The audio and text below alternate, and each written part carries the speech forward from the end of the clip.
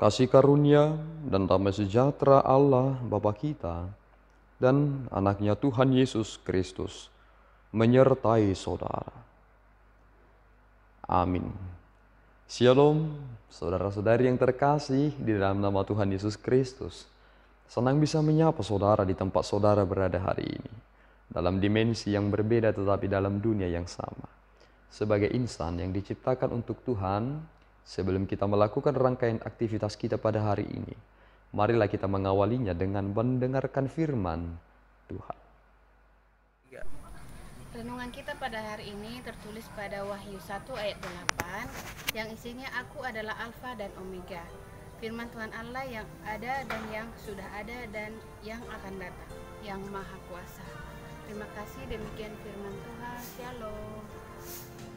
Saudara-saudari yang terkasih di dalam nama Tuhan Yesus Kristus, Alfa dan Omega adalah huruf pertama dan terakhir dalam bahasa Yunani. Alfa, beta, gamma, delta, dan Omega menjadi huruf yang terakhir. Ini adalah bagian dalam tatanan bahasa untuk menyatakan bahwa eksistensi Yesus Kristus adalah awal dan akhir. Jika kita melihat mengapa Yesus Kristus kerap sekali ditolak oleh manusia, karena memang tidak dapat dipungkiri, manusia lebih suka menciptakan Tuhan dengan caranya berpikir. Ketika mereka melihat Yesus Kristus menjadi manusia, disalibkan lagi, maka manusia yang berpikir itu membandingkan apa kebenaran dalam dirinya, apa kebenaran dalam hal yang umum, sehingga tidak dapat melihat kebenaran dalam hal yang diwahyukan. Dan itulah mengapa banyak orang menolak Yesus Kristus. Tetapi kita semakin jelas memahami hal ini. Aku adalah Alfa dan Omega, firman Tuhan Allah yang ada dan yang sudah ada dan yang akan ada, yang Maha Kuasa.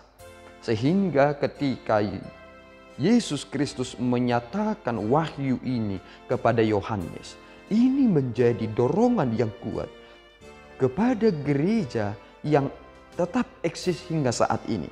Yang pertama sekali menerima ini adalah 7 gereja. Dan kini yang menerima ini adalah kepada seluruh gereja yang ada di benua di dunia ini. Bahwa benar Yesus adalah firman Allah. Dia adalah Allah. Dia adalah yang Maha Kuasa. Dan dia adalah yang ada sejak semua telah ada. Ia telah ada. Dia adalah yang ada dan yang ada. Dan inilah yang sangat menarik. Ketika Yesus Kristus pernah berkata, aku yang adalah ada. Itulah sebenarnya Allah. Bukan Allah yang ada setelah ada. Tetapi yang benar adalah Allah yang adalah ada.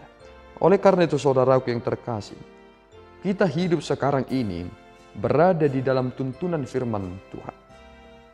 Jika Tuhan menyatakan kepada kita anugerahnya, menyatakan kepada kita wahyunya, maka kita harus berjalan secara linear dalam kehidupan ini sesuai dengan tuntunan firman Tuhan.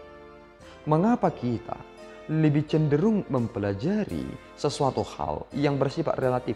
Memang hal-hal yang relatif itu lebih mudah untuk dibuktikan.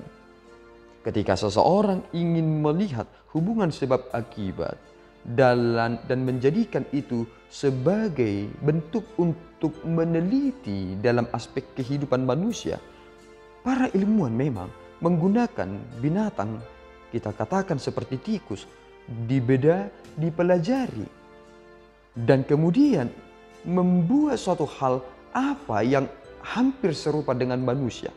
Dan akhirnya ketika hal tersebut dapat dibuktikan, menjadikan manusia mendapatkan dampak yang positif darinya. Itu adalah pembuktian. Dan apakah itu bisa dipelajari? Bisa. Tetapi apakah kita dapat mempelajari Allah? Memikirkan tentang Allah. Padahal pikiran manusia itu antara langit dan bumi. Itu mengapa Yesus Kristus harus menyatakan dirinya kepada kita. Supaya kita yang percaya tidak binasa, tetapi memposisikan diri dengan benar. Dan inilah yang kita genggam karena kita mendapatkan pengharapan yang sempurna itu dan yang kekal yang telah menyatakan dirinya. Oleh karena itu saudaraku yang terkasih, firman yang boleh kita dengarkan setiap hari, marilah kita merenungkan itu, memegang itu, dan menjadikan itu menjadi petunjuk dalam hidup ini. Jangan menjadikan sesuatu hal yang bersifat relatif. Ujilah segala sesuatu. Dan ketika saudara mendengarkan firman Tuhan, teruslah menggumuli itu, mempelajari betul-betul apa yang saudara dengarkan itu. Sehingga ketika saudara mempelajari firman Tuhan, saudara sedang melakukan unsur yang sengaja supaya saudara tidak melupakan apa yang saudara dengarkan. Kiranya Tuhan memberkati saudara. Kita berdoa. Ya Allah Tuhan kami bersyukur atas anugerah-Mu. Terima kasih Bapa atas anugerah yang boleh kami terima hari ini. Engkau menuntun kami. Engkau telah menyatakan bahwa Engkau kekal adanya. Dan Yesus Kristus adalah firman yang telah ada. Sejak semuanya belum ada, Ia telah ada. Dan kami Tuhan ingin berada di dalam tuntunan firman-Mu. Karena keberadaan kami adalah ada, karena kami diadakan oleh yang ada itu.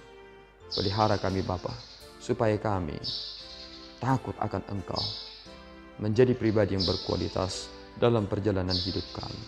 Terima pujian kami Bapa dalam Yesus, kami telah berdoa dan mengucap syukur.